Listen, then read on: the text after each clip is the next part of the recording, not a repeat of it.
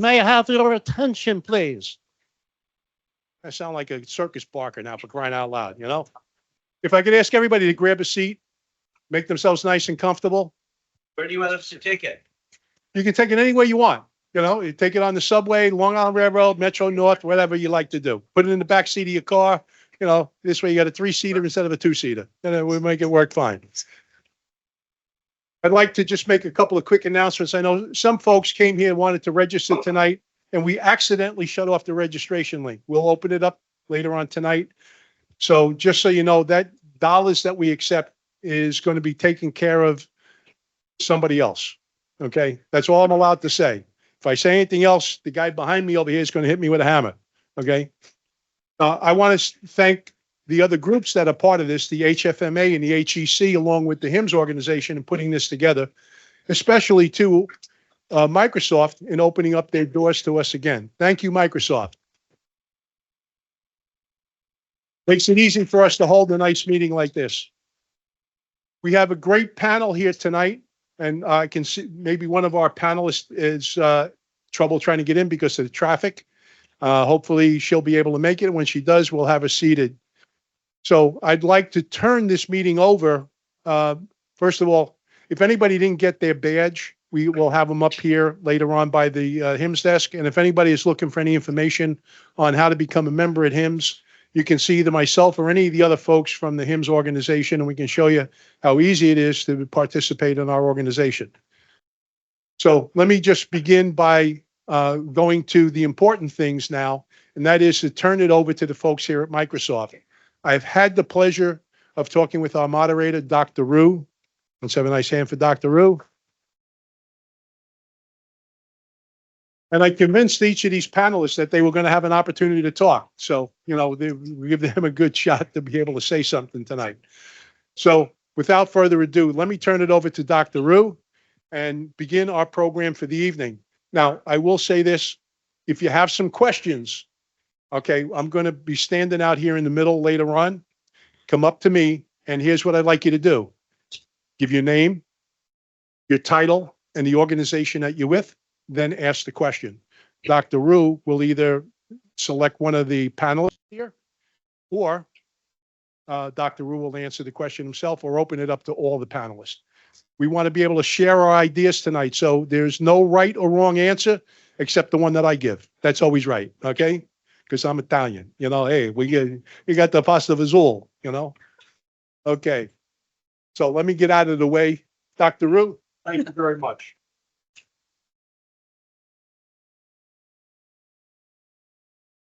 Hear me? Yeah. All right. One more real quick. This is being recorded. It's being live streamed out, and the recording will be available. Give us about a day or two. It'll be on the New York State HIMSS chapter YouTube page. So any of your colleagues that couldn't make it tonight because they didn't think the food would be good enough, you can tell them they can listen to it at home. Okay. Thank you.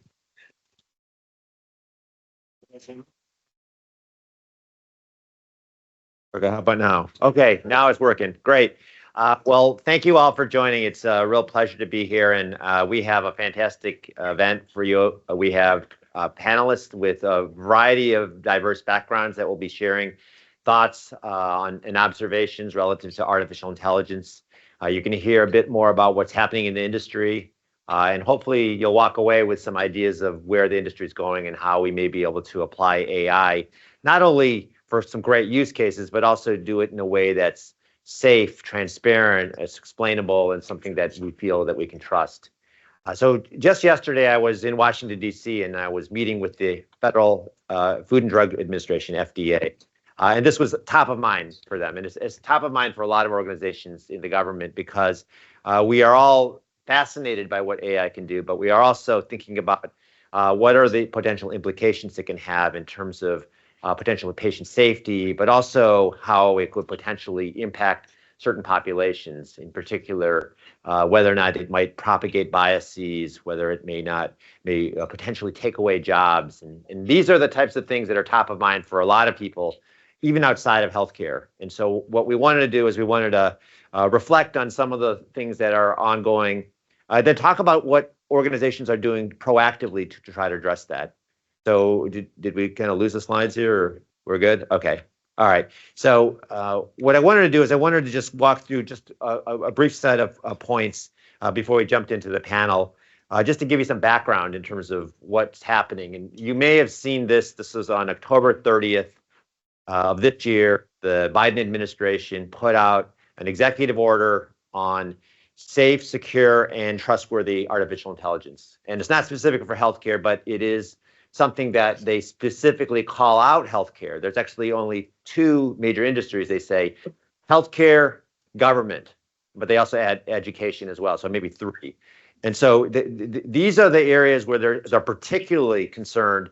And they said that there has to be a process that as organizations implement this, they have to think about what are the standards, what are the tools and the tests that we can deploy to ensure that we're doing this in a way that is responsible. Now, the other thing that we've recognized is that the mechanisms that we have today to ensure that the data is secure, the mechanism that we have today to identify bias and mitigate bias, those also have to be well established and propagated within these particular systems. We know that there's a potential opportunity for people to change their roles or their jobs based on this. Some people are very afraid of that. You know, they're going to require job training, reskilling, and that's also of high concern. So these are the things that are top of mind for a lot of government officials. And what we have been recognizing is that, for some reason it seems to kind of go in and out, that when we think of artificial intelligence, we think of the deployment, let's not just focus on the use cases, but let's also talk about the element of how do you operationalize responsible AI and the impact it has on people. So I like to think of it in terms of three things: technology, process, and people. And that allows us, with that framework, an understanding of how we may be able to better address this. So let me talk a little bit about each, because I think it's important. When we talk about these principles, a lot of times people will say, well, what exactly are you referring to? Well, there's many things, and this is the reason why it requires a lot of people to get together, and this is one of those groups that got together and defined what those principles are. It's called the Coalition for Health AI, or CHAI, C-H-A-I. And this group consists of academic institutions, industry partners, and government observers. So FDA, CMS, ONC, they're all part of this. And you can see that there's a lot of different components to this. And what they did is they established a blueprint of how you would actually deploy this in a way that's responsible. But it doesn't tell you exactly how it would be deployed. It just says that these are the things you need to consider. So what we've had to do is we've had to kind of go to organizations that are currently doing this, but doing it manually, or doing it in a way that has started with algorithms, and now they're starting to do it with AI. And one of those organizations is Duke Health. The Duke has been doing this for the past 2.5 years. They have a committee, they have a process to be able to register all the algorithms, and they can test and validate it, and they can then go through the process of saying that, yes, it looks good, and then they'll monitor it post-deployment. So this whole process is well established, but it's not scalable. It's just too many people, too much resources. And so one of the things that we've been asking them to do is, like, how can we automate this or semi-automate this so that everyone can take advantage of it? And there's really three areas that we've identified in which that could potentially be automated that would allow us to be able to address some of the most significant aspects relative to responsible AI. And the first one relates to AI transparency. So in order for us to be able to really understand whether or not we can manage it, we have to know what AI is out there. So there's a process of registering all the AI. So we have to identify all the AI that's out there, and that could be first party or third party. But then within that, we have to know what data sets were used as part of the algorithm development. We have to know what type of outcome we anticipate will be impacted by this. And it could be something that, like, efficiency, or it could be clinical, or it could be financial, or alternatively, we need to think about, like, what unintended consequences may result. So, like, we would say, well, maybe somebody would over rely on this and then stop making edits to it, and then just, and then we've lost that human in the loop. I mean, these are the types of things that they should specify up front, because what we want to do is we want to measure that. And then when we measure it, then we'll be able to determine what the impact is. So that's really kind of one of the first aspects. We need to know what the status is for that AI. Is the algorithm being developed or tested? Is it been deployed? What is the status? And so that ability to have that broad dashboard of what's going on is the first stage. And that could be automated, or it could be semi-automated. The second aspect, which we started to recognize, is that the algorithm itself has to be tested on local data sets. What do I mean by that? It means that the algorithms themselves that were tested, in all likelihood, will be tested on a population that may not represent all the patients that you're going to see. So if I were to build this and say, hey, I've tested it here in New York City, and now I'm going to deploy it in South Carolina, it may not work, or at least it may not work in the way that we had anticipated. And you're not going to know until you actually test it with data. And you can test it retrospectively, you can test it prospectively, but that level of testing needs to be done. It really should be something that should be done before it's deployed. Okay, so testing in local data sets is the second. And the third is the ability for us to know post-deployment, is it actually working as designed? And this addresses another concept called AI drift, or some people call it decay, because what happens is these algorithms, they can change over time. So there's a concept called machine learning, which means that the algorithms change because it learns from its mistakes, or it learns from other algorithms, and then the next iteration is slightly better. But then as you continue to make these iterations, it eventually starts drifting away from what you originally saw. And then in some cases, we may see that it's not the algorithm that's changing, but it's the environment that's changing. So give me an example would be when we moved from ICD-9 to ICD-10, that was a change in how we define patients who have certain conditions. And that meant that we've got different patients coming in, slightly different. And then then we saw that there was a difference. Or alternatively, we may see that there's other changes that occur because hospitals are merging. And now you've got new patients coming in. So you've got different diverse populations. Because of that, we can't anticipate that this algorithm is going to work exactly the way it did when we first deployed it. And so that whole concept, we've got AI transparency, we've got AI bias, and we've got AI drift, and we can find ways to automate that. And organizations now are starting to look at that. And there's a paradigm shift where we used to think that algorithms and AI were static, that we would actually think of it as software. We test it once, we get FDA cleared, and we move on. But we're now starting to think about it in terms of a life cycle, where algorithms now are no longer just the static piece, but it actually has to be monitored, each one of them, based on the different parameters that we're talking about. So this is actually work in progress. And there's a group that is now kind of think about these things. And it's something that is collectively or colloquially called the National AI Assurance Network, because these sites want to be able to share the ability to have the data, or the algorithms tested in other parts of the country. So for instance, if I'm in New York and I'm developing an algorithm and I want to say, boy, this could be applied anywhere in the United States, I'd love to be able to test it on West Coast sites or places in the South and be able to do that, but do it in what we call a privacy-preserving environment.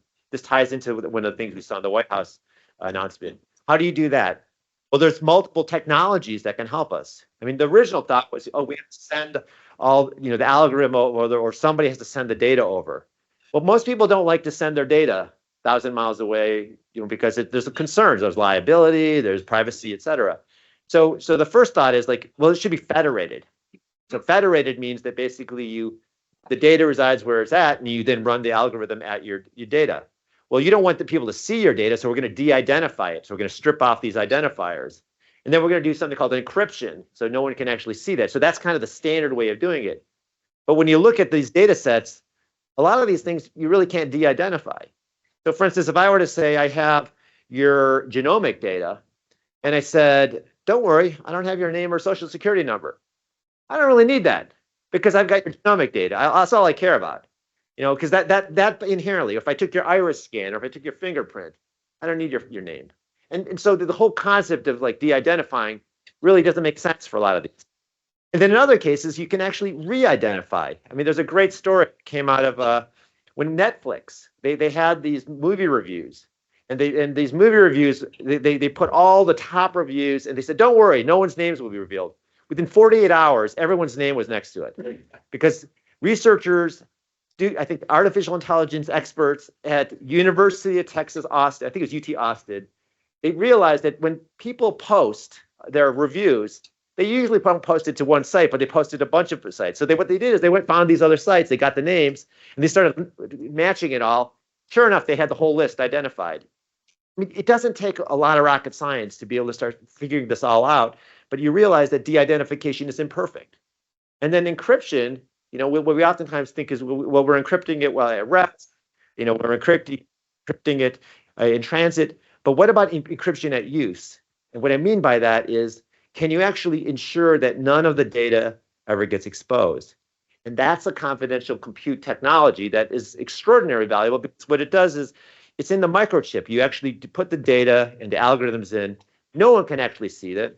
So even if you wanted to, you couldn't break in and see that. And it allows us to be able to have total confidence that this type of data can be managed. So these are the technology strategies. So if you read the White House executive order, you'll see the statement that constantly talks about privacy preserving techniques and strategies. That's what they're talking about. They're talking about how do you use that.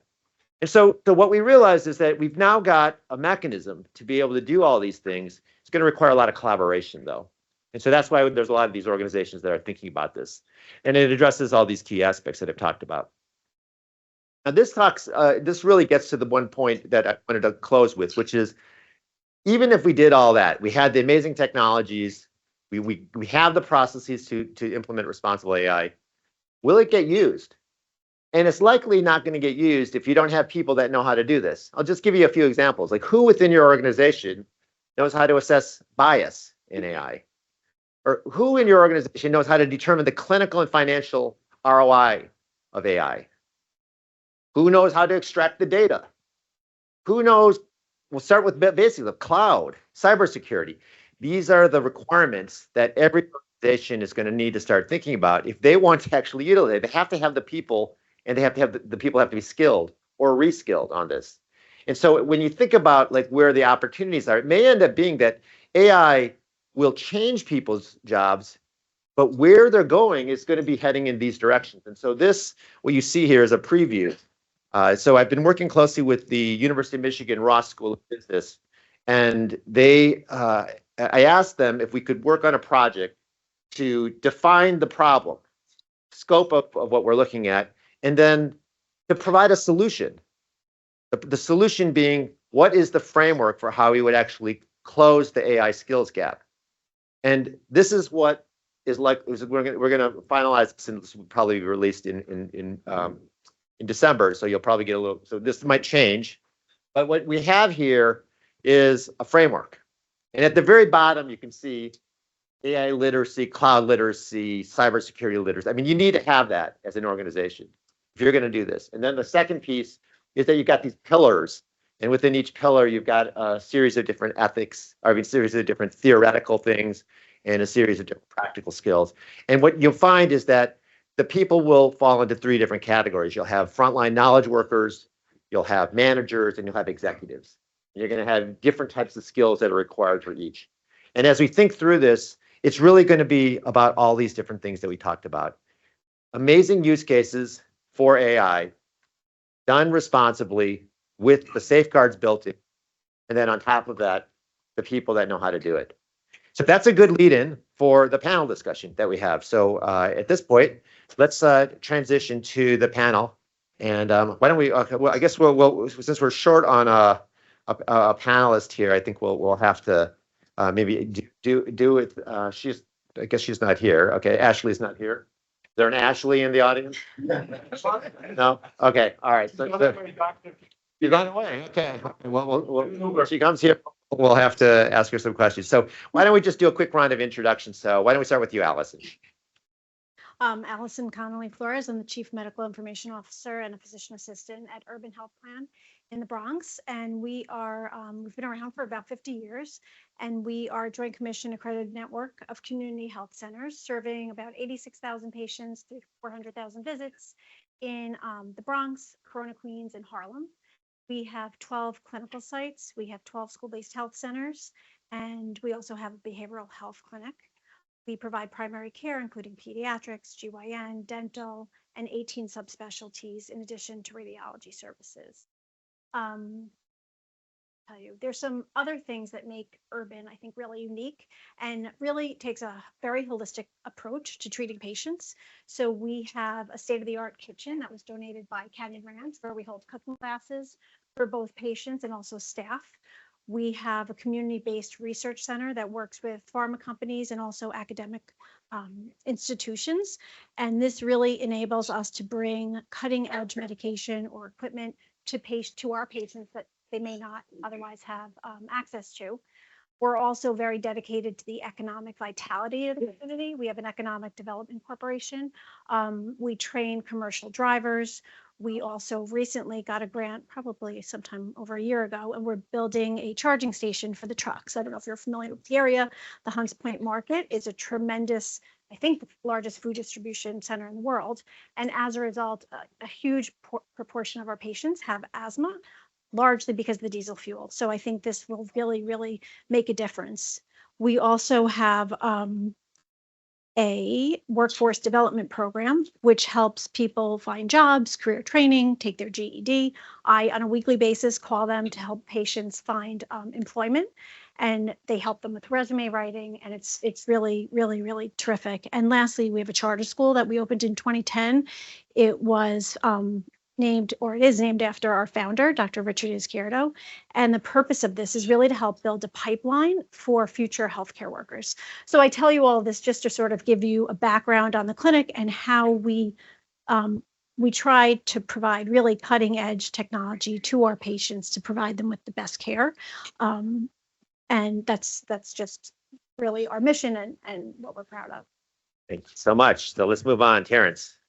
Hi, my name is Terrence Russo. I'm a lawyer at Garfunkel Wild, which is a healthcare firm, about 90 attorneys, and I spend most of my life reading technology contracts for hospitals and negotiating them. So EHR contracts, rev cycle contracts, data warehouses, all sorts of stuff like that. AI, I think that's why I got invited here. I've done a bunch of AI contracts. It's here, it's coming, it's going to become more common. So it's a healthcare firm. We also do some regulatory, meaningful use, information blocking, HIPAA breaches, all that type of stuff. I represent mostly the provider side and some tech startups, but we don't really represent payers. But I understand payer sides too. So anyway, I'm looking forward to talking about this tonight. Thank you. Maya. I'm Atmiya Jayaram. I'm a research scholar at the Hastings Center, which is a bioethics research institute. I'm a political philosopher by background, and so I think a lot about when and how we should empower AI, and is that feedback? When we should empower AI and when we should keep humans doing what they're good at, and also when they're not good at it, when we should keep humans doing it anyway, because it's important that humans continue to do some of the things that we do. So those are the philosophical questions I think about. And in terms of the more practical stuff, I'm an affiliate at NYU Langone, where I help them think about how the AI developers that work there access ethical principles and resources in making the choices that they do, and how we can improve that process so that it's more well integrated into the work that they do every day. And I'm also an ethicist on the NIH Bridge to AI grant, which is charged with creating more ethically sourced data sets for use in medical imaging. Fantastic. Thank you. And Chris, round us out here. Awesome. My name is Chris Gervais. I serve as the CTO at a company called Janus Health. It's great to be with you all tonight. It's also great to be at the end of this panel because all the impressive people are here. So you'll hear a lot of awesome stuff. So Janus, one of the things that we've really focused on is bringing very practical and applied AI and ML. And we help large provider organizations solve efficiency problems in rev cycle, right? And it's actually a great place to apply AI and ML. We can talk about that a little bit later. But it is built on helping people go further faster versus instead of trying to find ways to replace people. It turns out that to the point of reskilling and other things, you have a lot of subject matter experts today who aren't doing the best work that they could because they're stuck in inefficient workflows. We help them leverage those subject matter experts in whole new ways and really use these types of tools to do what the computers are supposed to do, which is like work for us, when it generally feels the other way around most of the day. So, my background too is I've been mostly in tech and startups and high growth companies.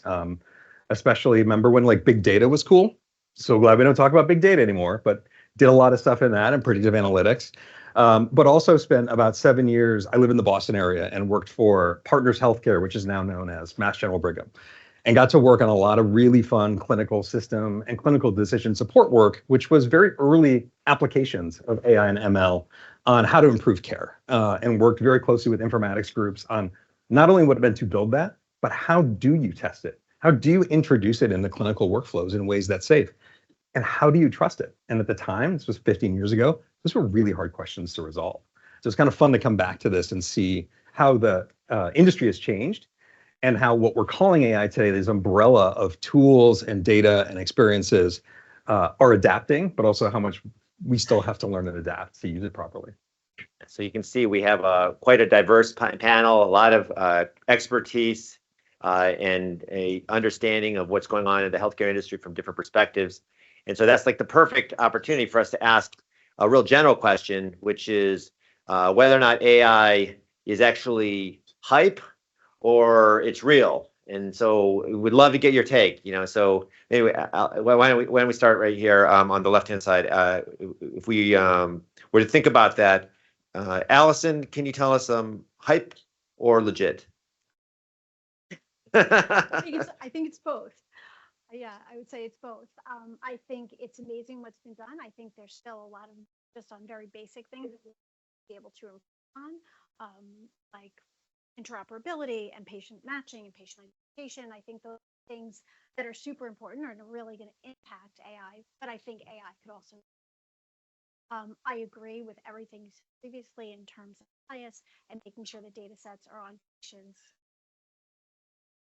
that are representative where you're implementing it. I think one size is not going to, I think you definitely do where you work and what, but I think it's here to stay. I think we're at the tip of the iceberg. I think it's an exciting time. Yeah, providers definitely excited, but what about the lawyers? I think it's not, not everything is AI. They call everything AI. I see it in every contract, but it's not hype. It's real. It's growing fast. It's improving quality care. It's improving efficiencies. It's finding errors. Some of these studies I'm seeing on the imaging, where the AI is better than the radiologist. I hope I'm not offending anybody, but it's like 20% better. And it's raising a lot of issues. My secretary, we got a breast exam yesterday, and it says, do you want to pay an extra $50 and have the AI look at it, or just waive it? Even though it's kind of raising questions, but I don't think it's real hype. Rev cycle, it's huge. Clinical decision support, it's real. It's so many places. Where else have I seen it? I've seen it in data security. You can't really live without it now because they're coming in both ways. There's a lot of other things I can think of, but it's real. It's growing. You can't avoid it. I think it's going to become more prevalent. Nice. Yeah, it's legit, of course, but my job as an ethicist is to be a little grumpier about it.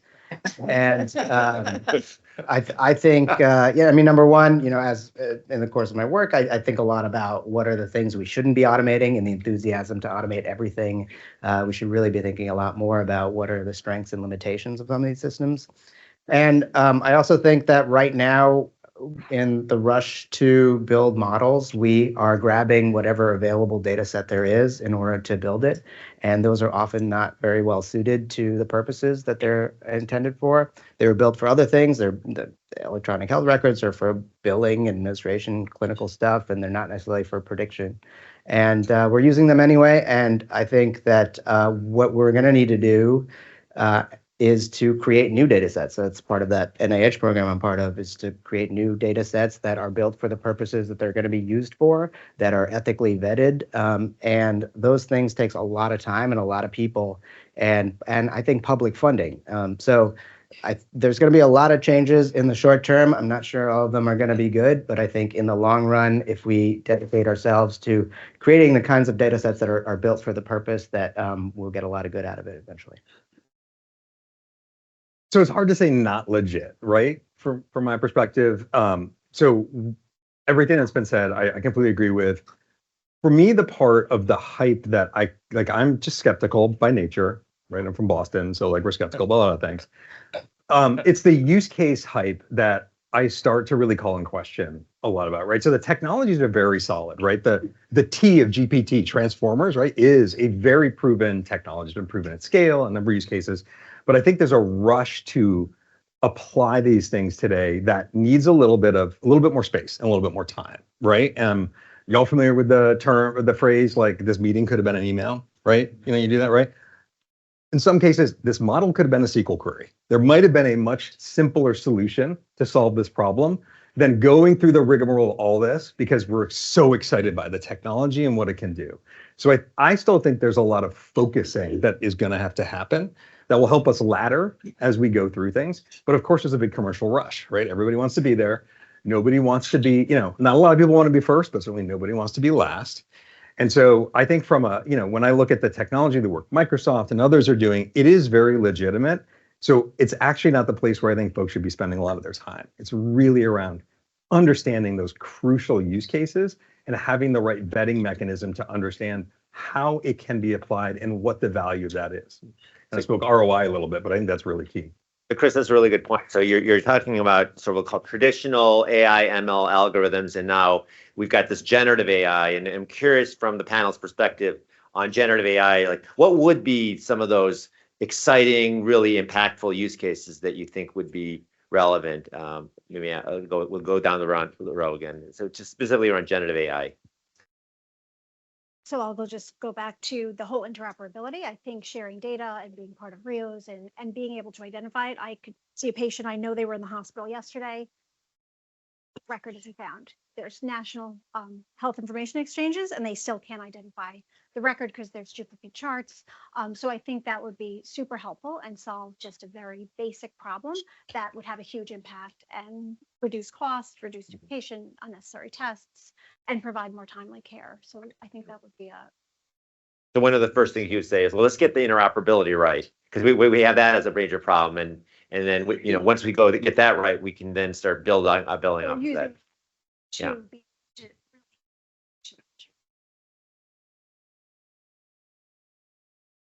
Or exist well. Yeah. How about from the legal profession? I mean, are you using AI in your legal practice right now? Is there something, a generative AI in particular? We have a committee because at first the older attorneys in their firm said nobody's using, but they also said we couldn't use Google or internet 20 years ago. So we have we're coming up with a program because you have to protect confidentiality. That's a big issue. Also, there was a case, and I'm not sure if you guys heard about it, where there was a lawyer who filed a brief to the judge, and it just made up cases. It was pure hallucination. The cases don't exist, and he got a $5,000 sanction, and he got fired by his client. And so we have we were at first saying don't use it. Now we are using it. You have to use it. We're trying to find a secure way to do it. And it has to be controlled. You need human oversight. We're not really there. I'm definitely in the legal field. And the one thing I know, my nephew sent my mother a happy 80th birthday card using ChatGPT. That's definitely a bad use case. But anyway. But just to interrupt and add to that, I think ChatGPT is hugely helpful for writing appeal letters to insurance companies. I'm sure they're using it. And now we can write back with ChatGPT to their response. But I think we do have to be careful with patient privacy. I wrote a fantastic letter for my daughter. She needed accommodations for college. And I wrote a letter explaining why she needed each one in 3 seconds. I brought it to the pediatrician and she's like, oh my God, can I have this? Can I use this? And I think we do have to be careful with patient privacy. What information are clinicians putting in? I'm sure they're using it. I don't know that we know to the extent with which they're using it, but I do think they are using it. Yeah. Physicians are using it. There's going to be policies governing it. It's a great tool. Use it and then just edit it, or make sure you're using a secure. Or don't put all the patient info into the patient info in there. Yeah. Prompt. So, question for the ethicist: you have to actually say that this was written by ChatGPT, or we use ChatGPT. Like, what's the best way to do that? That's a good question. So, as you know, in the White House executive order, they have asked for a watermarking system so that anything generated by AI has been labeled as such. I think that's going to be crucial for democracy if they can ever pull that off. Of course, how to enforce that and how to prevent people from removing that. I have no idea how they'll do that, but that seems crucial. But actually, in the course of our work, we publish a journal, an academic journal, and then the question came up is if you write half of that piece using ChatGPT, do you have to credit it as an author, or in what way does it get to contribute to the thing you're writing? And they came up with a whole list of standards. You can use it to generate an outline, but not to generate the whole piece. And you have to add X amount of, I think it's very complicated as to how you figure out who is the contributor to it. But you certainly should acknowledge your use of it if you're going to publish something. That makes sense. Yeah. Is generative AI something that we feel that we can just go and use for everything? Do you use it for certain scenarios? Like, how do we decide? Like, what are your rules of the road? Yeah, I look at it through the lens of where precision is required. I think ChatGPT is not your answer, right? So I think there are other ways to get there. So when I think about use cases, in a previous life, I helped build a platform for digital front door for health systems, right, to help patients navigate, right? And ChatGPT Gen AI for things like chatbots or just better search, that's actually a pretty good applicability. That works pretty well. Doesn't have to be super precise, right? It can help folks navigate. It could reduce some burden, can provide a better experience. That's kind of been a little bit proven with previous chatbot technologies. And now I think you could turbocharge that and have that type of interaction be actually meaningful. So I think that's a great use. Again, precision isn't required there as such. But there are other use cases for Gen AI that I think are really interesting that aren't as cool. One of them is the fact that, like it or not, we have an industry that has to run a lot of legacy systems. They're just hard to displace them, right? And a lot of those systems have rules built into them, right? So can you use Gen AI to do a better job of curating and creating those rules that go into that system, reducing the human burden, making systems last longer because you're using Gen AI to help fuel them. I think actually Microsoft has done really interesting work. It's been going on for a few years in a previous incarnation of a lot of COBOL still runs the world, like it or not. Every day, people who know COBOL, sadly, are no longer with us. And I think there's been efforts to try and turn COBOL into Java. And what does it do? It takes crappy COBOL code and turns it into crappy Java code. Microsoft and others have worked on tools that actually can learn from that COBOL and write new COBOL that's actually explainable. It's documented. It doesn't rely on, Harold, who has been sitting in the back room with his red stapler for 25 years, keeping stuff together. So there's a bunch of other use cases for this that can be really applicable that aren't just the flashy stuff. That can also change the way business is done by preventing other types of rip and replace models that are very disruptive to business. So I think there's some really cool stuff out there that isn't the flashiest use of Gen AI, but actually brings some really distinct business value. Yeah. So Chris, to your point about different types of AI models, so Microsoft Nuance has a product that is called DAX Copilot, where the clinician talks to the patient and the entire conversation is converted into a clinical progress note, and they can just basically, in a matter of just literally as soon as the conversation is over, make a few edits and then send it over to electronic health record. So it's an amazing tool for the clinicians. It saves them 50% of the time required to document, saves 7 minutes a visit. Doctors love it. The patients love it. It's like a real, great pleaser. But when you look at actually the how it works, the very first thing it's doing is identifying who's speaking. And that's not generative AI. That's your traditional AI ML. And then the second thing it's doing is doing voice to text. That's not generative AI either. That's actually something that we use. We've been doing this for many years, and Nuance has been really mastered that. And so they kind of figured that out. And then there's this mapping to all the coding in the back end, all the different terminologies. And that's not generative AI either. Where the generative AI comes in is it's now converted into a note that's easy to understand. It's in the right format that we understand it, and it's been able to make it such that people can, it flows. In a lot of these conversations, there's a piece of information here, there's a piece of information here, and to be able to put it all together in something that's cohesive, that's the AI. And so when we think of these, it's actually a series of different workflows that are all stitched together with different components of AI. some of which may be generative AI and some which may not be. So it ends up being a little challenging when we try to apply it all as one category. But I think Yes. that point is super important because, you know, if you remember a few years ago, maybe more than a few years ago, like APIs were all the rage, right? We have an API. But you know what? That is great because that is providing the openness now to be able to inject this type of intelligence versus now I got to go buy a whole new platform that's AI enabled. Actually, no. You can now start to compose and orchestrate workflows and outcomes by selectively using Gen AI or traditional AI and ML techniques, again, with systems you might already have. And so I think there's a lot of innovation to be had with things we have today. And then again, when you think about, Dr. You brought this up earlier, we're all carrying around like insane processing power in our pockets. And the ability to run local AI is being done right now. You don't even know it, right? Your phones, regardless of what you have, you want to remove the background from your photo, right? That's a form of AI. And so there's not even we haven't even tapped into in healthcare what can be done on device with patients and other things, where the value becomes, you know, the health system or provider organization or someone else can actually start using this device with you in a whole new way, because it's with you all day. And it actually knows you better than anything else. And it doesn't just have to be the domain of Google and Apple because they open these things up. So again, I think there's a lot in there that we all get really excited about the flashy stuff.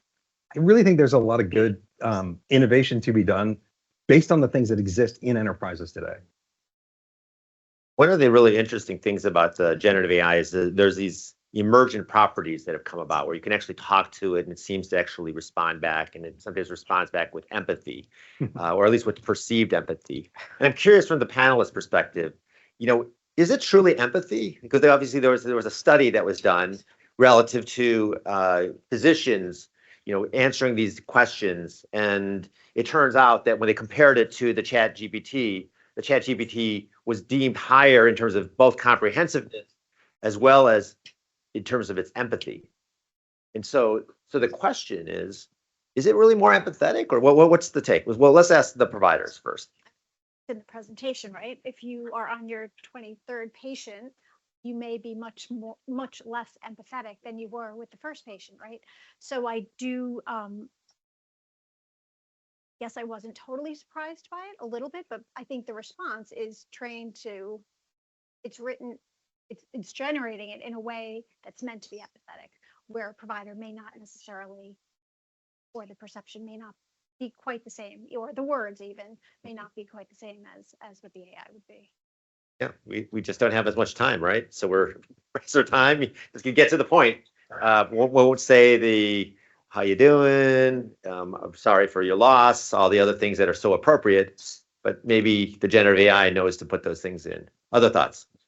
No, so it's not real empathy. I mean, but it appears as real empathy. It's not a real person there. I mean, I want a real person. I've seen a lot of hospitals putting in little robots, you know, these 4-foot robots in the geriatric center. I find them a little spooky, but the people like them actually. Some of the people, I can talk to my robot. I don't really get it. It's not real empathy, but there are, you know, AI is getting so good. You know, I saw that report on even telemedicine. The AI is detecting whether a person is taking their medications because it can listen better to speech patterns than humans can. I mean, it's kind of scary, but is it real empathy? Don't you have to be a person to have real empathy? I would think. It's a good question. I mean, I think a part of it depends on what is the purpose of empathy in medicine, right? It's you know, if we can replicate the right words, is that in order to diminish our liability? Is it in order to inform people? Is it in order to make the other person feel better? And I think machines can do a lot of those things. And so it's not clear that the person on the other end has to be feeling the things that they're saying in order to achieve some of those purposes. It would be, of course, ideal if that were the case, but we may not expect doctors who are involved, who are skilled at many things, but perhaps not at empathy, to be the sole purveyors of that skill. Maybe there's another way we can divide labor such that they're not expected to be that person, and that can be entrusted to someone else. So because we have a new guest, welcome, Ashley. If you wouldn't mind introducing yourself, tell us a little bit about your role, and then we'll try to catch you up. If we had only ChatGPT or Teams Copilot, we could have summarized the entire conversation for you. But we'll try to do our best. But please, Thank you. Or a predictive model to predict how patients would do over the course of a day. So my name's Ashley Vesey. I am medical director of AI operations at New York Presbyterian and also a practicing cardiologist at Weill Cornell Medicine. I'm responsible for really thinking about our AI strategy at the hospital and how we think about bringing AI to the point of care to improve care for our patients and work for our providers. fantastic. Okay, so the conversation we've had, just to kind of bring you up to speed, has been around everything from all the amazing use cases to the fact that we think that there might be some ethical issues of potentially using AI unless we put in a certain set of standards or rules. And we're now trying to get deeper into, really what is it that it can do that perhaps may be unusual or exceptional. And so curious from New York Presbyterian perspective, your personal perspective, are you seeing generative AI being applied in the clinical setting, or like where in the hospital are you seeing that? I think the application could be tremendous, right? When we think about taking a task of somebody creating content and changing that to somebody being able to validate content, there's so many different use cases where you could apply that.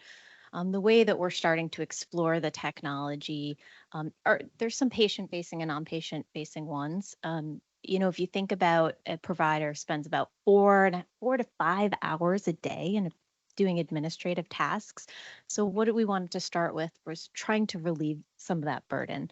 And so if we can take, if a patient asks a question and you can draft a response and then have the provider edit that response, I think that'll alleviate a lot of that burden. We want to start there, but we're starting cautiously. We want to evaluate, we want to make sure that there's no bias, that, the safety concerns and privacy concerns that we may have talked about already. Or How about hallucinations, confabulations? How are you dealing with that? Like what's the approach there? yeah, it's obviously something that you have to be very careful about, especially with patient-facing technologies like this. We're in the process of starting a pilot evaluation to just see what percentage of these messages have hallucinations, so we understand the extent of what that risk is and how it's balanced by the benefit. Everything that we're looking at that's patient-facing so far, we're considering, we want to make sure that we maintain the human in the loop. To make sure that that's oversight and there's nothing that's automated at this point, because we don't think the technology is where it needs to be to get to that point. Yep. Yes. Yeah, the other thing I'd add is the flip side. I think there was a Times article about this, about doctors using chatbots in order to learn to be more empathetic, to get language that they might use in conversation or just to practice expressing empathy about different situations. I think there's more that can be done as we develop better simulations in terms of training people to feel and respond to different situations. But there are definitely limits. I mean, I imagine if you're seeing patients all day and you're seeing suffering all day, your job is to stop caring, and then to just turn it back on seems like a strange activity. And to require empathy may not be the right thing. Maybe instead what we want is care, which is a different kind of concept that has something to do with knowing what the other person needs, with spending adequate time so that it seems like you are actually invested in them in some way. And the fact that you are not feeling what they're feeling may not be the most salient characteristic. So let's talk another topic, health equity. Will this type of technology improve it? Will it worsen it? Will it have no impact? Your thoughts? Anyone? It could go either way, I think. I mean, I was telling you about my secretary who had to pay extra if she wanted the better AI breast imaging. That kind of annoyed me. There is hiring. There's hiring. There's AI software programs helping people hire, and some of their license fees are tied to keeping nurses with higher retention rates, all sorts of things. They're very confident in the program. But when we first started dealing with this 5-10 years ago, like everyone's like, what about disparate impact? How do you know? Because it's a black box algorithm. Nobody really knows how you make these hiring decisions. And now they're getting there. They're setting up these 2 models, some taking out, gender, socioeconomic class, race, all that stuff, and running and comparing them, and then doing studies. But you have to set up those benchmarks. I mean, I'm the lawyer, so I put contractual representations. There won't be any disparate impact. But then we have to ask them, how are you going to really do that? And they are coming up with creative ways to actually reduce discrimination and bias with AI. I mean, I would, Good. sorry, I was just going to say, to add to that, that's obviously the type of technology we're looking for. We, just as an example of a use case, we have over 8,000 diabetic patients. We have 2 optometrists. Clearly, we can, and we have 86,000 patients. We can't see or provide dilated eye exams necessarily. And all of those patients, a lot of those patients are uninsured, underinsured, and may not have access to eye care.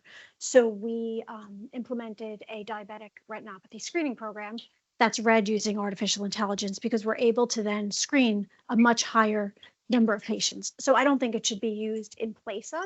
I think it should be used as an adjunct to that. So it just makes the care much more available. Patients that may not have. Yeah, and then nowadays those are actually paid for by insurance. Is that right? The correct. screenings. Yes.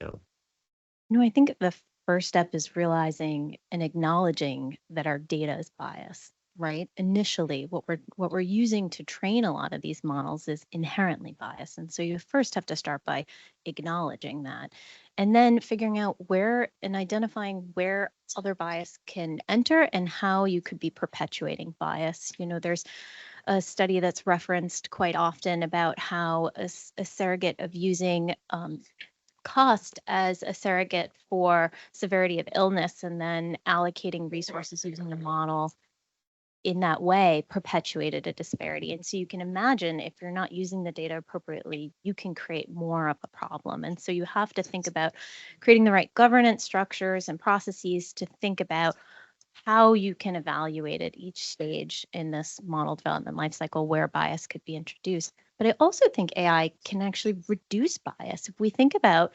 things like who's being referred for advanced studies, can we use AI to make that more equal, have more equity in who we're referring for advanced testing? I mean, that's a way that you could certainly reduce disparities.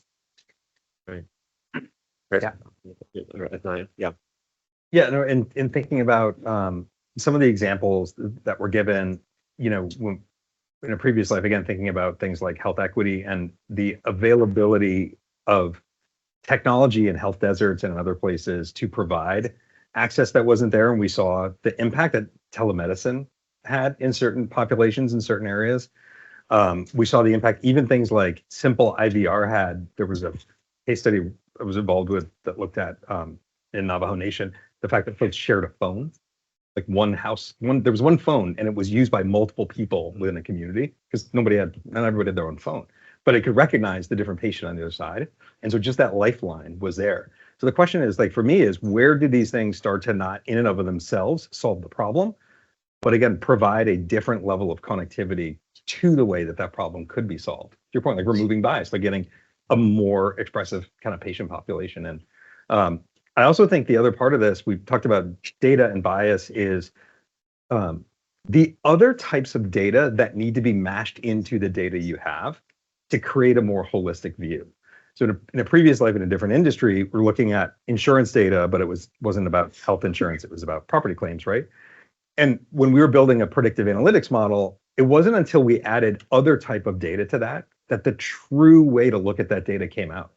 And it was something that our customers would never have thought of to do, because they were like, well, this other data has nothing to do with these people. Like, what are you talking about? And when you put it together, you actually got a step function of accuracy, of predictability, because you were pulling in different data that had what looked to be a tenuous relationship, but actually was a very foundational one. And so I think that's another part, is like, what is the aperture of the data required? And then can you realistically and responsibly increase that aperture to include different types of data to give you more confidence, and then let you build a surveillance system to understand how is this thing going to function? And I mean, I do think some companies are focusing on that, and that tends to be the companies that we gravitate towards. We also use 2 applications for dermatology, again, just trying to improve access to care for patients that may not be able to get to a dermatologist.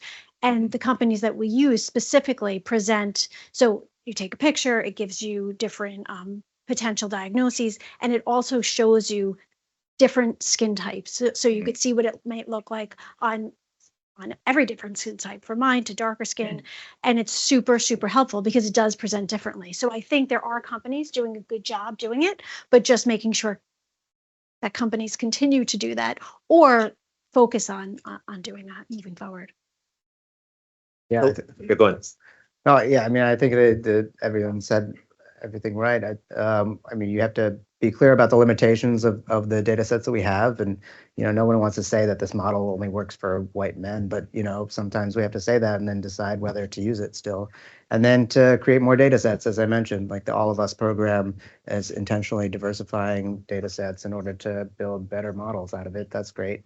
I think, a third one is, as you mentioned, to use the biases that we're seeing in these data sets to go back and improve our social practices accordingly to recognize where we've gone wrong and try to improve them. And hopefully the future data sets will be better.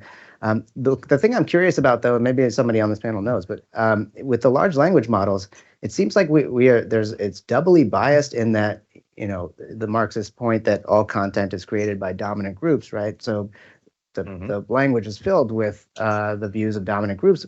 And then those are the views of dominant groups about subordinate groups. So it's not only all the content is created, but it's actually the denigrating towards those who are marginalized. I'm not sure how you corrected that exactly. It seems like ChatGPT just told people to say yes or no to different content, and that seems to be the approach. But it just seems like a deeply flawed way to create equity, and I'm not sure how you correct for that.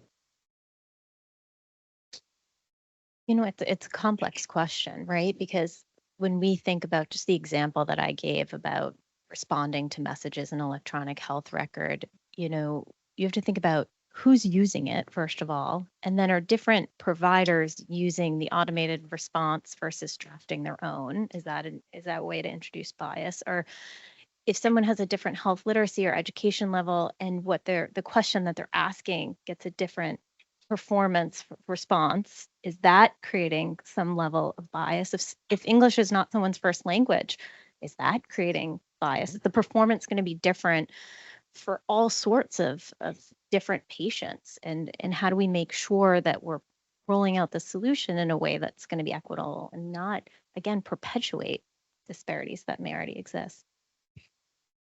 So question for all of you, because these are all the principles that we talk about all the time, but how does one actually operationalize this within your own organization? Because you have right now probably it sitting in the IT department or technology division, the IT and the decisions around that.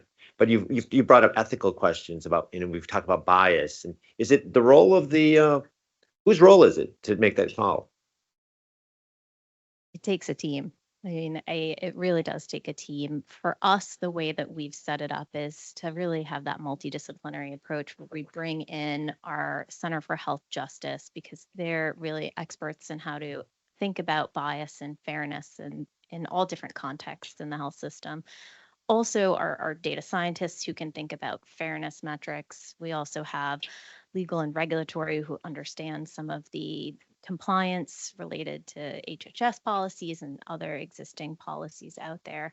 And then we have our team members, informaticians, people that are operationalizing the model to look not just at the model itself, but the whole solution and understand what is the favorable outcome, what is the intervention that's considered favorable, and is that disparate across different patient populations. So it's quite a team.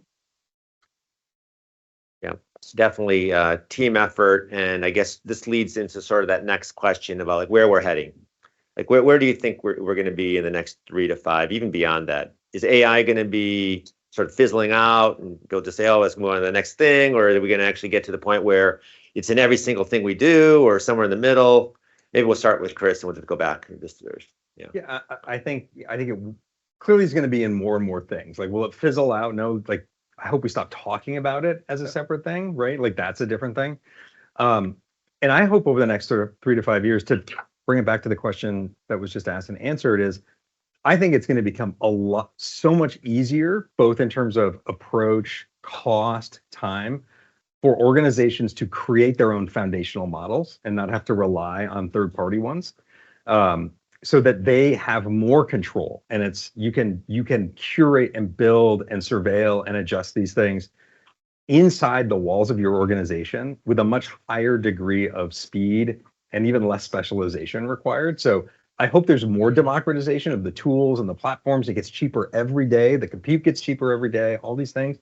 And so I hope that lets organizations find new ways to weave it, but also then draw a better distinction between are we creating or are we operating or are we doing both?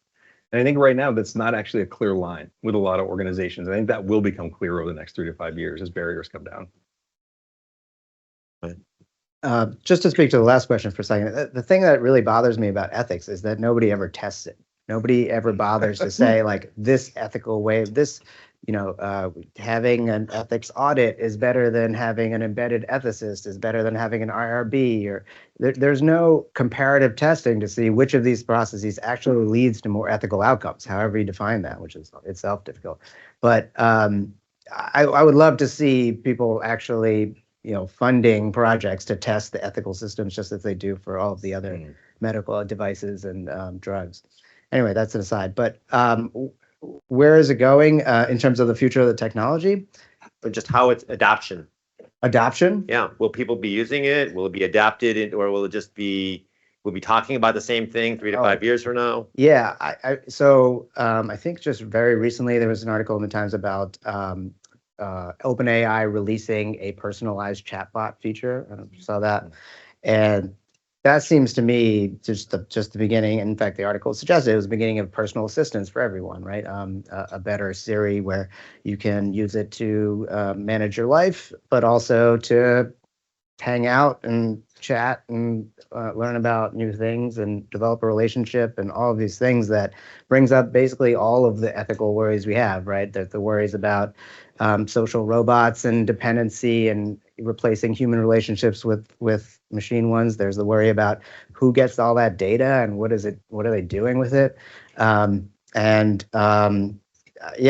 think that's going to be a really interesting test case for pretty much everything that I'm interested in. So, back to the point about empathy before, when we start relating to our chatbots better than other people, right. The robots have won. Like, we enjoyed our time here because it's over. I'm very bad at predicting the future. I mean, I lose every bet I make when I think I'm going to predict the future. But it's growing.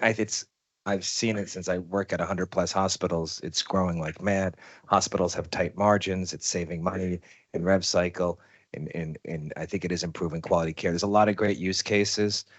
I don't see it fizzling out. Maybe I'm hoping it gets more usable, because I think a lot of people don't really know how to really fully use it well, and it's gonna if it can, everybody can use it well. But there's so much I think potential in it. I think it's gonna be. I mean, I'm seeing it grow everywhere.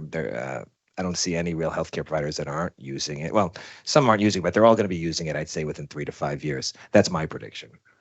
I mean, as our computing abilities grow and the data we have grows and more things are digitized, the capabilities and where we can use the technology will also grow.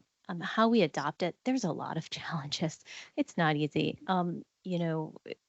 I think as we overcome those challenges, we'll see an interesting shift where right now we talk about adoption and maybe cautious integration or some skepticism.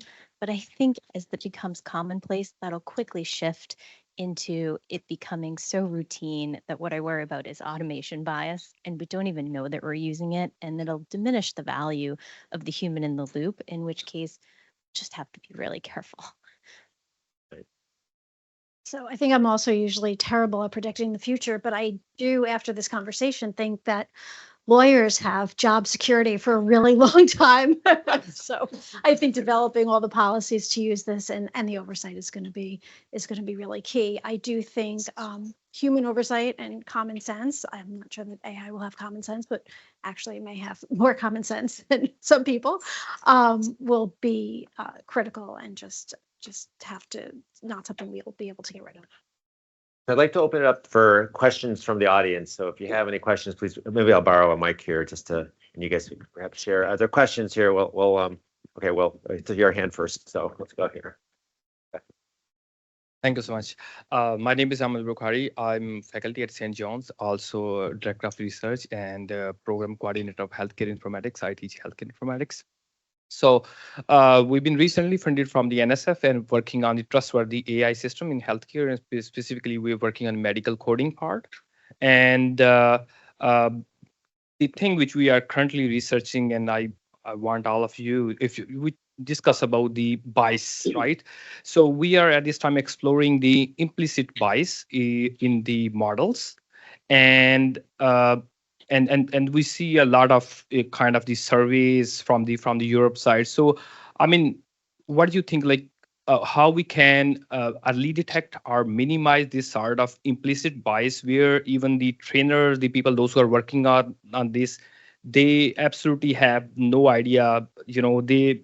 I mean the so and that and the second part of this, as we are working on the trustworthy AI system, so how we can we are doing these surveys, and this is probably a survey type question. So, I mean, how we can bring the trustworthiness, at this time, you know, during the COVID, there is more than 3,000 algorithms developed for the, you know, the detection of the COVID, but we see maybe no algorithm is deployed at the bedside. So what are the reasons how we can win the trust of physicians?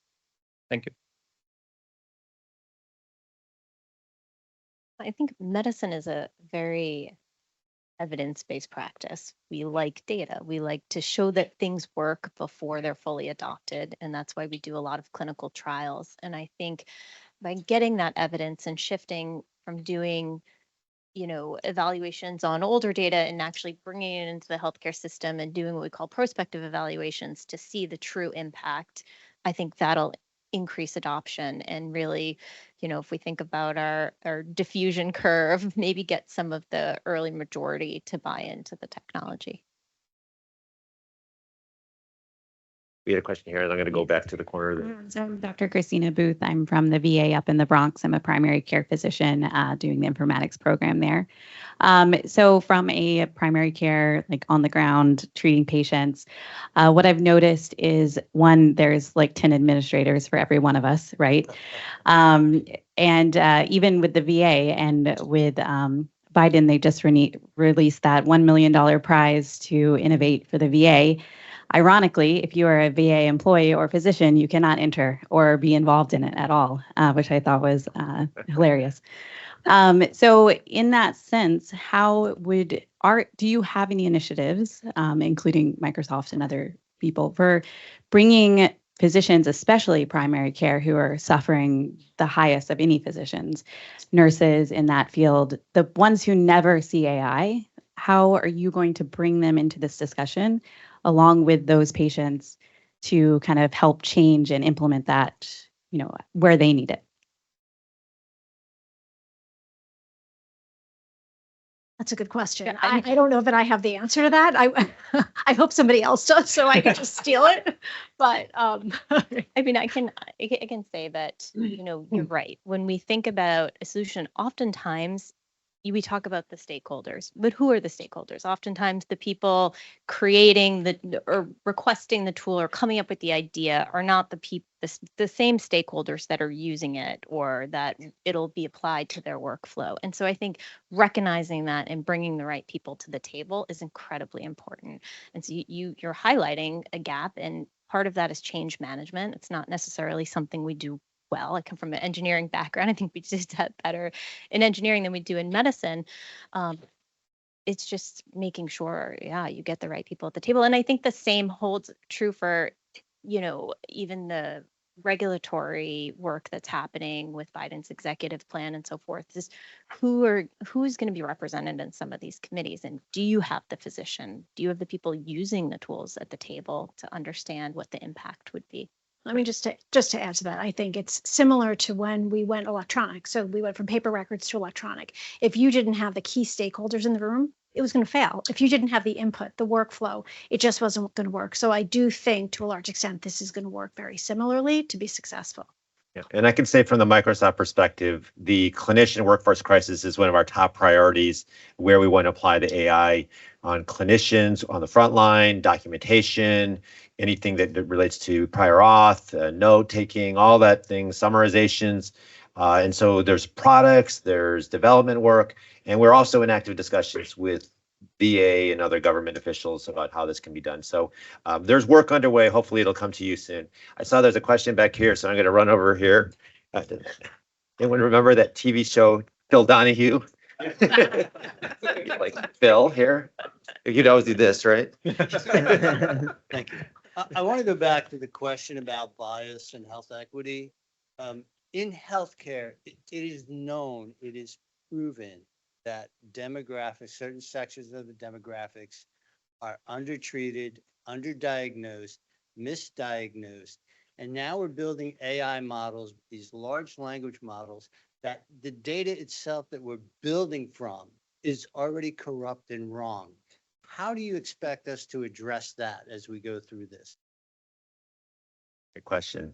I mean, I just think going back to the gentleman's question before about coding, I think natural language processing will help so much. So if I document, and I'll pick on myself, if I document in a chart that a patient has food insecurity, they're homeless, they have this, I may forget to code those, right? There are a lot of social determinants that really need to be coded. And if natural language processing or AI tools could help then, based on what I documented, recommend coding, you're going to improve the data sets too. So I do think coding improvements would be really an easy lift, because I think we're not good at it overall. And I think it's very easy to forget things that are super important that will affect data quality.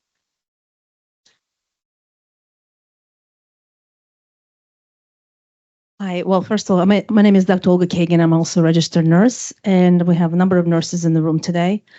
And my question really is about how do we capitalize on the data that nurses enter every single day? Because we enter so many points of data, from the bedside into electronic records.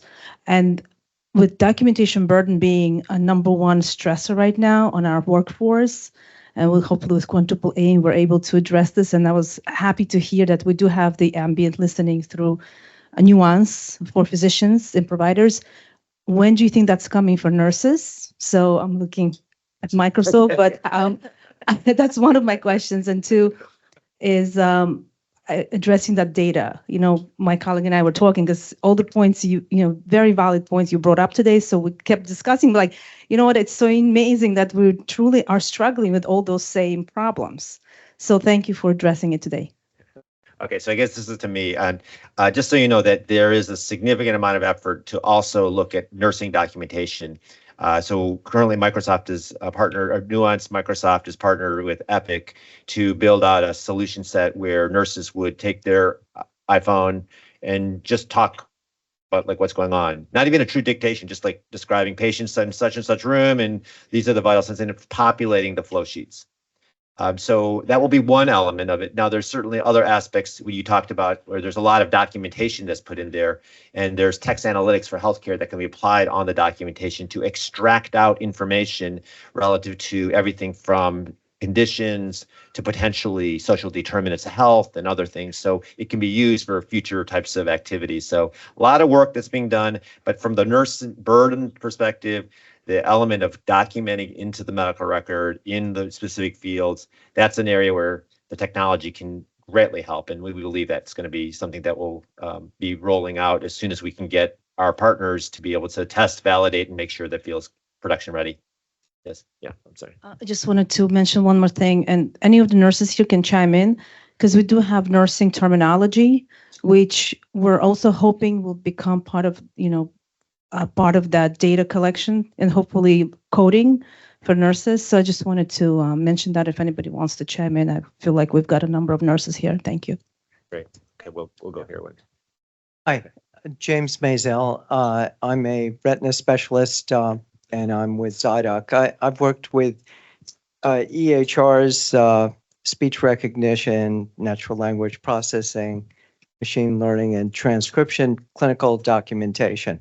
When we worked with speech recognition, the accuracy was the issue initially, and it's still the issue that people don't dictate perfectly, and measuring errors is very critical. With natural language processing, we had about 90% accuracy. You could pull out groups of patients that had certain characteristics or lack of them for studies, for example, but you couldn't reliably do things, give me everybody, or what does this patient have? With the AI technology, we're going to have an accuracy problem, and we're at the infancy. And certainly the data we start with is very important. Where is the low-hanging fruit that we can apply this? It's certainly not, we're very far from where the FDA, says you have an app, but you have to put in the data and you have to get the same result every time. That's not going to happen now, and we don't want to get trapped there, so we can't use AI sooner. So where's the low-hanging fruit where we could apply this technology that isn't 100% reliable, that has bias in it? You mentioned accuracy. I think that it's important to note that it's somewhat use case dependent, right? Because it's dependent on what the standard of care now is. What is the process that exists? Because and what will be the incremental change with the technology. So if right now the solution I have finds 60% of patients with a disease that's treatable and AI can get 70%, well, then that's good. But if what I'm doing now can detect 90% and my solution detects 70%, well, that's not good, right? So I think it's hard to say firmly what is that threshold for which something could be deployed and implemented in a way that's going to benefit patients. I just add that I think that standard of care thing is really important because I spent a lot of time talking to people developing models in India and for the many language groups there, and they were trying to create essentially a WebMD for many of the language groups that have no access to medical information. Now, nobody likes WebMD, but if you have nothing, that's actually a significant improvement in terms of your informational quality. So I do think that we can there and maybe some people will find that unjust, and there are probably motivations to improve that standard of care. But given what we have, that might be an improvement. And I think the second part of your question was, where's the low-hanging fruit? I think patients through their journey in the hospital system generate a lot of data, and some of that data could be used to screen for certain diseases, and then the patient can be brought into care earlier. I think that, I don't want to say low risks, nothing's without risk, but that's a way to really use existing data to the benefit of patients. I'm Tushar Bhagat from the MPN Research Foundation. I'm the Associate Director of Research over there, also associate with Albert Einstein Montefiore and the Healthcare Executive Network. So I'm going to come back to the empathy question here. There's data on how empathy between the doctors and patients that leads to a better outcome for patients. There are several studies on this.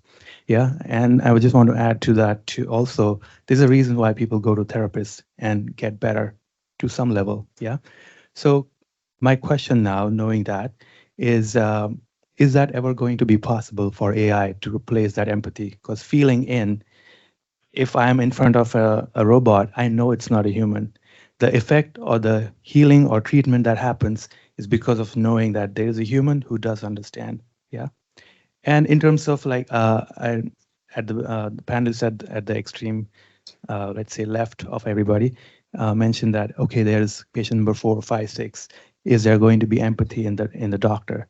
There are techniques in place like neuroscience, psychology-based mindfulness, which empowers physicians or healthcare, whoever is providing, to be able to provide that empathy and therefore impact the outcome of the patient for however long they live. Yeah, and there are authors, medical authors like Siddhartha Mukherjee at Columbia. There's Atul Gawande at Stanford, and so on. They have all written on this. There's TV shows on Netflix which have been adapted on that Emperor of All Malady, me being in oncology research. So just throwing it out there, some comments and questions whether this is ever going to be possible to have empathy from AI. But what is empathy, right? Right. If I'm a patient and I write a question to my provider, and that's a short response that says, I don't think this is serious. See me in 6 months, right? And I have an AI generated response that says, these are the things it could be. Why don't you, do these other few things? And it's just longer. It's longer, right? And it has more background to it and content. Does that, I would imagine as a patient, that makes you feel as though your provider is spending more time thinking about how you're feeling. And I would interpret that as my provider being more empathetic. And so I think it's how we're defining Yeah. it. I think the other angle to this too is where else would other places that that patient in their just normal life is getting artificial empathy and they're responding well to it. I think like myself as a kid, I was terrified to go see a doctor. Like I couldn't speak. Like it would just literally was like, couldn't ask questions, was clammed up. It just didn't listen. I found the whole experience terrifying.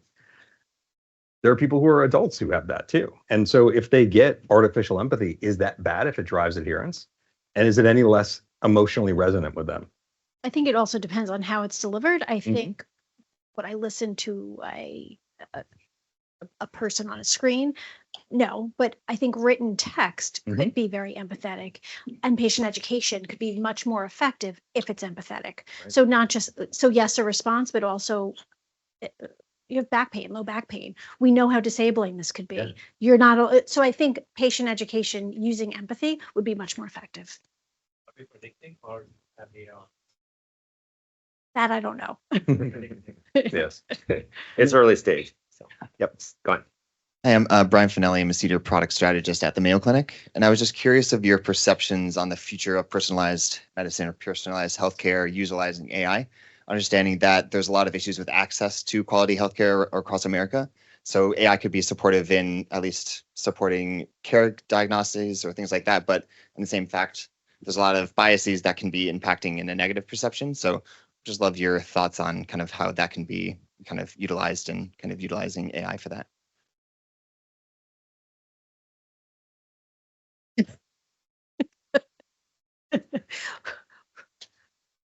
We need ChatGPT to answer that. You're the practicing ones. You know, I think that bringing this technology to everybody is going to be a problem. It's going to be a challenge, right? And I think we may need to even call on regulators to help with that and policymakers, because if we think about being part of a well-resourced hospital system, we have the teams to develop them, the teams to test it, the teams to bring vendors in to apply this. But we'll soon see a digital divide between patients that have access to the technology and patients that don't. I don't know the strategies. You know, I think we'll have to think collectively as a community and what are the strategies to help overcome that. I think we're just trying to figure out how to make it work first, but we need to get there.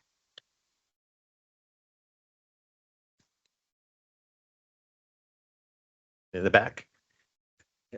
So Phil? I know it's okay. Go.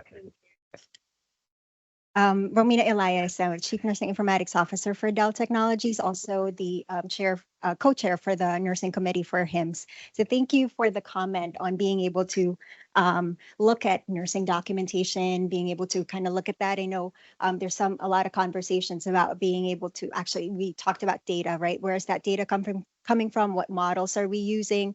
And bringing in also nomenclature from the nursing terminologies and nursing nomenclature. Have we thought of, or what are your thoughts on, we talked about watermarking for AI driven or AI generated kind of documents, right? What about transparency for patients? Algorithms that we're using to help diagnose or care for patients that are based on AI. What are your thoughts on being able to disclose that to patients to say, we used algorithms for, we used AI to be able to diagnose you or set your care plan or set your certain things? Like, is there a role for patients and how we provide care for them in the realm of AI? I think the answer is yes, right? I mean, I would envision that we'll go back to that use case I gave with the patient messaging, that the bottom of that message would say this is partially generated by artificial intelligence and reviewed by your provider. But I think it's something that we're still working out on how to do that. You know, you think about some radiology tools that may help prioritize scans or may help with the segmentation and or reading the image, the radiologist that's still like standard of care. It's kind of it's augmentative to what they're doing, and I'm not sure in that case there needs to be as much transparency. I will go back to the nursing thing because I think it's incredibly important. Nurses are just such a tremendous value to the care team. And, one of the examples of how we're incorporating the work for nurses is we have one research team looking at a deterioration model that really is driven from nursing documentation, realizing that they are the true front line. They spend the most time with the patients and that there's a lot of insights there. And I think what's challenging about nurses, that raises another good point, is that they sometimes get tools pushed on them. And that's challenging. And what I would love to see us as a community, and maybe Microsoft can help with this as well, is how do we improve the human computer interaction? Because we can do better. I mean, we just can. If we have another best practice advisory or a pop-up, I think all providers may lose their minds. It doesn't work. That is not an effect. You could have a model that just is the best prediction, but you have that pop-up and people hit dismiss. It just doesn't matter what it says. And you think about the tech industry in general, you go on Facebook or you go on Twitter and you just can't stop scrolling. So there's got to be a way that we can improve nudges, right? What if you got the alert when we knew that you weren't in front of a patient, but you were sitting at the computer, right? At the time that you were doing your documentation, you got that notification. Well, that would be much more valuable than when you're, hanging a medication or something along those lines. So I think we could do better there. The turn of Flippy. Go ahead. Go ahead. Yeah, go ahead. You can ask your question. Good evening. I'm Julie Luengas. I'm the Chief Nursing Informatics Officer at Stony Brook Medicine, and I'm the Board of Directors Secretary for the New York HIMSS chapter. So one of the questions that we've had as a nursing group has been discussing is, what are your thoughts on considerations for nurses at the bedside that may be interacting with AI? Also thinking about research when they're looking to get data out. Is it AI generated? Where's the information coming from? You just discussed how you're looking at nursing documentation. You have a committee looking at AI and deterioration. What are the considerations for the nurses who are, I'm assuming there's nurses involved with the group that are looking at the data, how it's collected, when it's collected, and the nurses' interaction and role with it? I mean, we have a whole nursing informatics group. And if the hospital doesn't, I strongly advise it because their insights are incredible, just as far as having that practical clinical knowledge and what the workflow looks like and what the data, how to interpret the data, right? Because you need somebody that understands how to appropriately use data to apply it in any kind of build that you're doing. I mean, that's how we're doing. I'm not sure how other. And then onto that, you mentioned, one of the discussions was using AI to develop algorithms based on documentation. So with that, how is the process of, even if you didn't have AI, the accuracy of the data? So if you're going to use AI to suggest plans of care, which could get into medication, dosing, consults, referrals, different treatment plans, how's the accuracy of that data? Because it's really foundational of either whether it's the patient entering the information or the person who's doing the intake. Oftentimes it's not registered nurses, it's people who may not be skilled in the question taking. So I'm curious about that perspective. I think what you're highlighting is actually brings up a good point on where I think we are with some of the things that we're building. What we're building now, a lot of times, is what we call predictive tools, right? Predictive analytics. We have descriptive and predictive, and I think we're in that realm. Where I think we'll eventually go is more prescriptive. So not just who's at risk, but what do I do? Like how do I treat them? How do I change the management? And I think some of the limitations on getting us from predictive to prescriptive will be identifying the right data, cleaning up our data sources, making sure that it's accurate, and that we can improve the accuracy of what we're building. Hi, Greg Caresi. I'm with Frost & Sullivan. We do a lot of consulting work and help support companies like Microsoft with market information. My question is a little bit of a different spin and maybe a little bit outside the realm for everybody on the panel, but one of the things I think we're at the beginning of is analytics to the person as well, right? Beyond the clinician to the individual. We're talking about, the big drivers in healthcare costs are chronic diseases. We talk about, how we can provide more information to the patient and help them to manage their disease. When we talk to patients, we hear a lot about, I want to run my life. I don't want to manage my condition. I don't need a reminder about taking my med. I'm going to run 3 miles today and I want to go to my friend's birthday party and eat a piece of cake. How much insulin do I take, right? And you're starting to see some of those apps start to take place.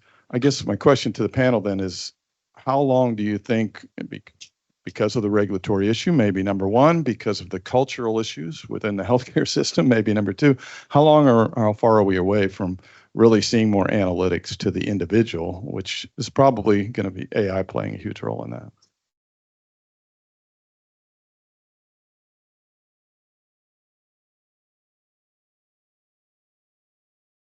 Sure how to predict. I would think just based on RPM, telehealth, how things have progressed, I would think 5 years is a reasonable time frame. The wearables are changing. I still think there's work to be done. I think RPM still has work to be done, but my best guesstimate would be about 5 years. I love the idea of collecting patient data at home. I think it's going to be tremendously valuable, and I think how we interpret it, there's some challenges there.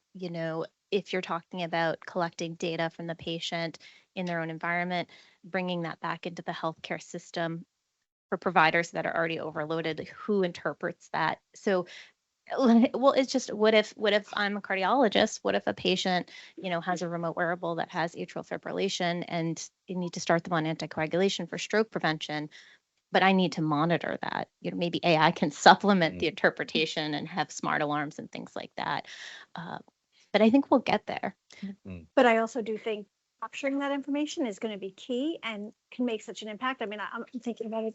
I've done home visits in the past, but with the real, throwing this into telehealth, being able to see somebody in their environment or see what the food options were or see what the living conditions were really gives you a completely different perspective. And I think changes in some ways, hopefully, what you're doing, where you say, open the cabinet, you have diabetes, your sugar was 400, you have Fruit Loops, and maybe these aren't the best food choices. Instead, we're gonna change. But I think it, or go into the bathroom, you're having an asthma exacerbation. Let me see what your bathroom looks like. Oh, there's mold. That makes sense. We're gonna, so I think there is an unbelievable amount of data that could be so useful, but how to do that and how to capture it, and I think we're several years from there, I think.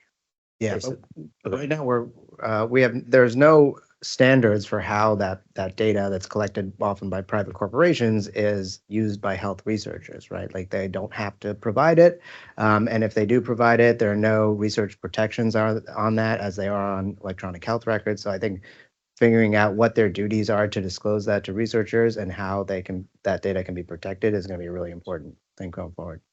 So this will be our last question, then we'll have to break, but apologize for all the others. We cannot do Q&A afterwards, but please. My name is Scott Iyer-Dillon. I'm the account executive for Lloyd Staffing's Healthcare, Technology, and Life Sciences Division.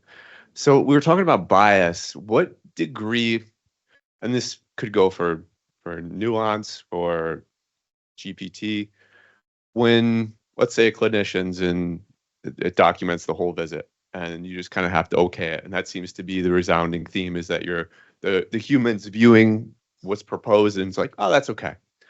So at what checkpoints, if any, or has this been considered in the process, I'm sure, is there for, all right, I just had my cup of coffee, I'm a morning person, I'm going to check, okay, that's not right, okay, I'm going to account for that, versus I just saw 20 patients, I'm tired, yeah, that looks okay. Is there any sort of, when this is created, how do we account for that? Yeah, I can actually speak to that, because one of the things, as we've been thinking about a process for how we evaluate AI in a responsible way, one of the things is about looking for those unintended consequences. And one of those unintended consequences is automation bias, where you will assume that what was presented to you will essentially be, the right answer all the time. And so you can't necessarily stop a person from doing that. But what you can do is you can identify if individuals are doing this consistently, in which case you can then remind them. It's sort of like if you're driving and you're going past 65 and you see that little alert that says, oh, it's like, oh yeah, that's right, I got to slow down. There's opportunities for us to be able to kind of provide those reminders and say, hey, we kind of see this is what's happening. It's your responsibility to make sure you take a look at that. And I think that's where we're going to start needing to look more of what are those unintended consequences. It may end up being automation bias. In some cases, it may be things that we haven't anticipated for certain populations, that we thought this was going to work for everyone equally, but it's those populations that, particularly the ones that we didn't have enough power to generate enough analysis earlier, but now we're starting to see that it isn't having the same result that we thought. And that's when we're going to have to go back and retinker with those algorithms. A great question. First of all, thank you all for the amazing questions. Thank you all the panelists. Could you give them a round of applause? And so I'm going to pass it on to Anthony for some additional words here. Thank you very much. And also a nice hand for Dr. Rhew. Great job. What I'd like to do is to also, we have a couple of student volunteers. Can we have them stand up and raise their hand? Student volunteers, come on, raise your hand. Thank you, guys. Helping us get this program off. If anybody has an internship, they're available. I just want to let you know that, okay? There we go. All right, one of the things that we'd like to do, Dr. Rhew, can you stay up here for just 1 minute? Yeah, sure. I just wanted to drop my. Sure. We'd like to award each of the panelists as well as Dr. Rhew with a little certificate of thank you. And Dennis Conway will be handing it out. So Dennis. Oh, wow. Thank you. Okay. Do I shake your hand here? Okay. All right. Okay. And Ashley, thank you so much for coming here and giving this presentation. And Terrence, the legal man, right? Yeah. Terrence dragged his son over here too because he wasn't sure how many people would be in the audience, right? Good sir. That's right. That's a good thought. That's Mia. Thank you so much for coming and giving your perspective of this. Thanks, Chris. So thank you very much. Thank you. And lastly, Allison. Allison, you were here, I think, before everybody else. Am I right? Or maybe Terrence beat you out, okay? So we got an extra $10 in there. This is the third year we're doing this together, right? Yep. At Microsoft, and we so much thank Microsoft for hosting the event. This is outstanding, really, to be able to meet here in the middle of Manhattan and hit all the traffic going through the theater district just to arrive on time. But Microsoft, thank you, and we hope in the future we'll be able to use it again. All right, lastly, I want to ask Dr. Simpson to come up, please. It's our policy that as we run these events, that the net proceeds, that is the money after expenses, would be donated to a pediatric charity. And this year we've selected St. Mary's Healthcare System for Children. I don't know if any of you ever have had the occasion of visiting them in Bayside, Queens, but they're quite a fantastic operation, taking care of children, and I believe even from New York Presbyterian, some of your children are brought over there. And these children often have a very difficult lifetime from day of birth. So I'm going to ask Dr. Simpson if for a moment you'd come up here and just give a bit of a glimpse of what St. Mary's is all about. By the way, Dr. Simpson is the president and CEO of St. Mary's. Thank you very much, Dennis. Thank you, Anthony. And thank you all very much for the support. So I like to say that St. Mary's is like the rest of the story in pediatric healthcare. We're the folks that physicians, nurses, social workers, and families turn to When children are ready to leave a hospital, but really aren't ready to either be at home or to be alone with their families at home, where they need extra care. We have a facility in Bayside, Queens with 124 beds, which doubles as both a short-term rehab facility and a long-term care facility for medically complex kids. We have medical daycare, we have case management, and we have a home care program that serves 1,200 kids throughout the New York metropolitan area. And some of these kids need care every single day of their lives for their entire life.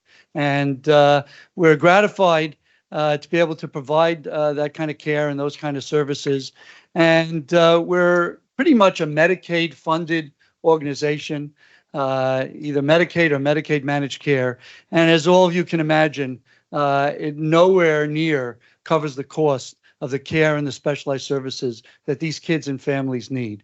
And we don't want to compromise on that care. And so we rely a lot on philanthropic support, and every little bit helps us do the wonderful work that we do. And so I thank you all for coming today and supporting the work that we do at St. Mary's. And wherever I talk about our organization, it's a big group here, but I don't care. I invite everybody to come visit and see our work firsthand. And please don't hesitate to reach out. It'll change your life, I promise you. Thank you all very, very much.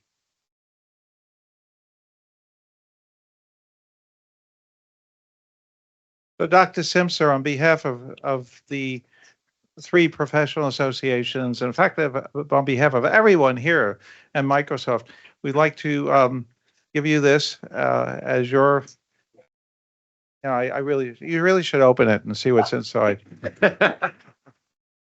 This is surprising. Okay, besides the letter, we have a blank check. Okay, so Tony will be arranging a opportunity for us to meet at St. Mary's and officially present you a check from the proceeds of tonight. Okay. Thank you so much. Thank you. Dr. Simpson and Dr. Rhew, and Yeah. Dennis, can we stand behind the crew, and can we get a couple of people take pictures of all of us up here? Somebody, we want to put this on. We want to put this in the post office, you know, the most wanted, okay? You got to be in the front then. Wait a second.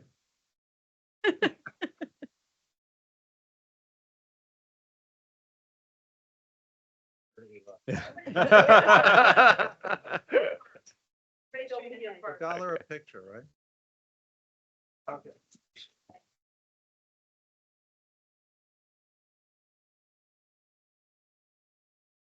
One more, go ahead. Just in the back.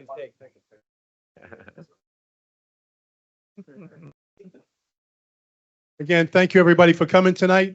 We still have a little time left before we have to leave, so we can do a little networking, have a little bit more of the food and beverages outside. So please enjoy, and if there's any questions, please come up and ask us.